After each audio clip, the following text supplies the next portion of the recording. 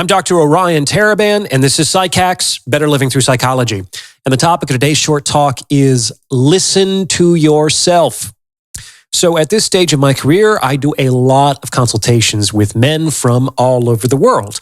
And since most of them now find me through my YouTube channel, I do a lot of consultations about relationships.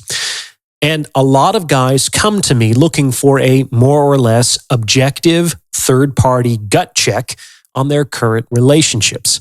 Should they continue to progress the relationship in the direction of more invested commitment, or should they walk away?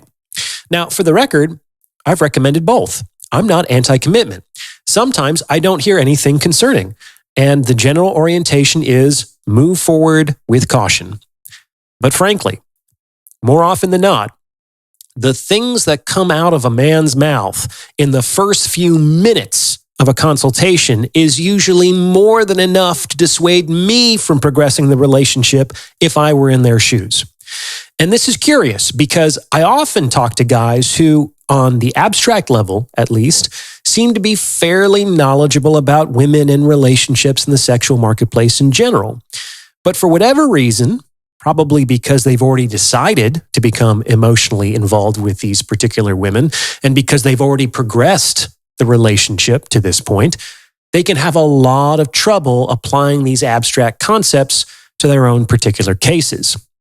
So I'm going to save a lot of men a lot of trouble today because I've been having these consultations a lot recently.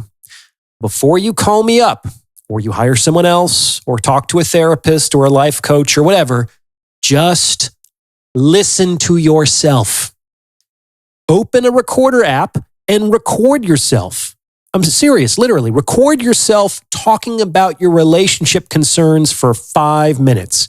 You can then use one of those AI speech-to-text translators to turn that into a document so you can see your own thoughts in black and white. Then imagine that this document was sent to you from a good friend about his relationship. How would you respond?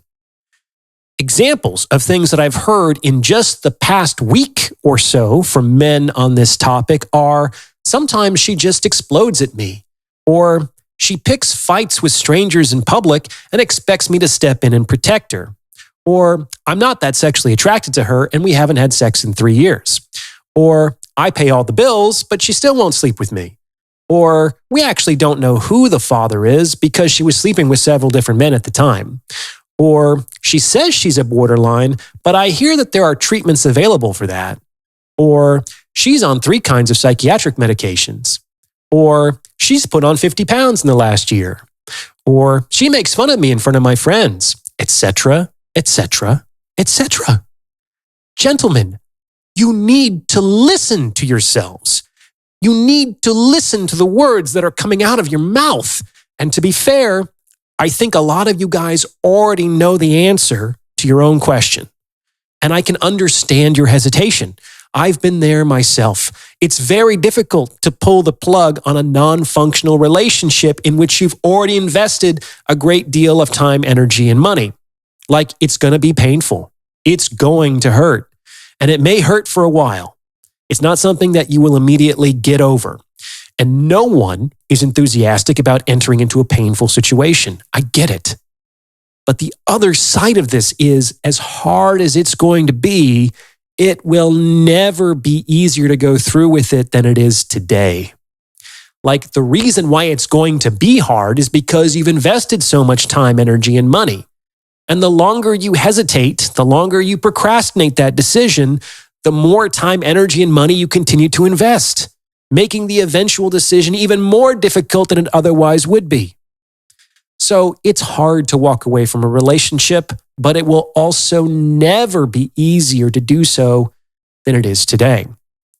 Now, before we go any further, if you're liking what you're hearing, please consider sending this episode to someone who might benefit from its message, because it's word of mouth referrals like this that really help to make the channel grow.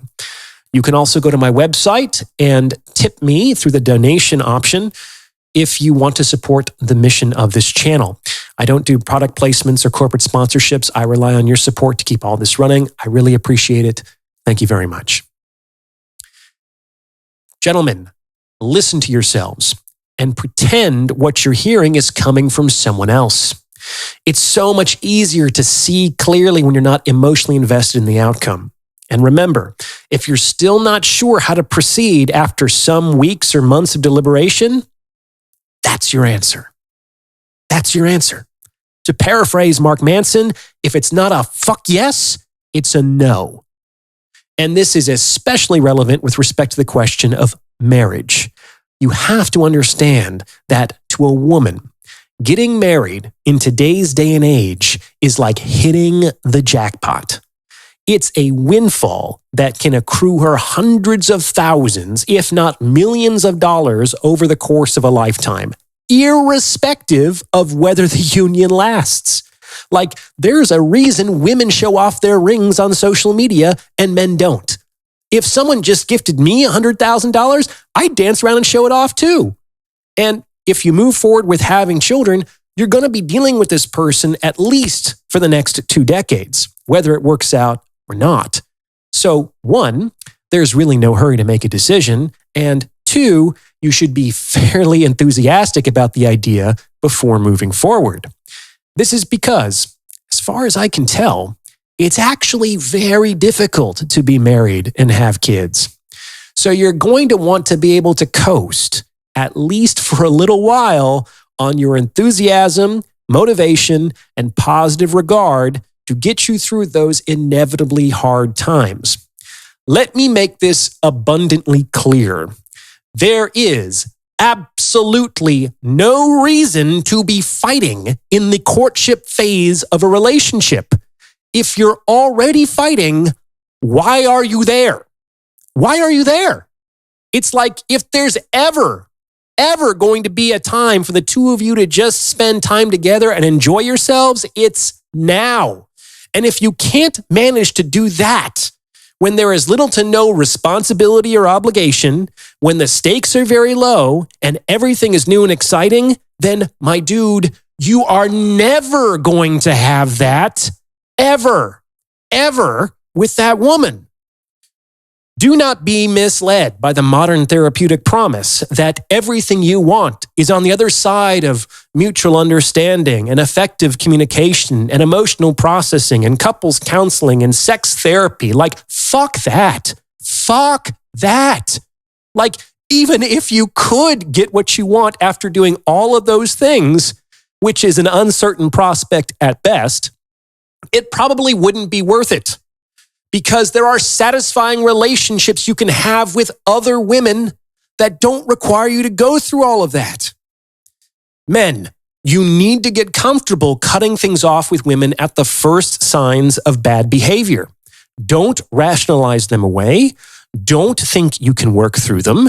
And don't expect that things will magically get better if you've never seen them to be good to begin with. Listen to yourselves.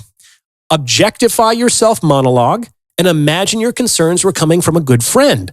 What would you tell him? And then take your own fucking advice. Be smart out there, gentlemen. What do you think? Does this fit with your own experience? Let me know in the comments below. And if you've gotten this far, you might as well like this episode and subscribe to this channel. You may also consider becoming a channel member with perks like the priority review of comments or booking a paid consultation. As always, thank you for listening.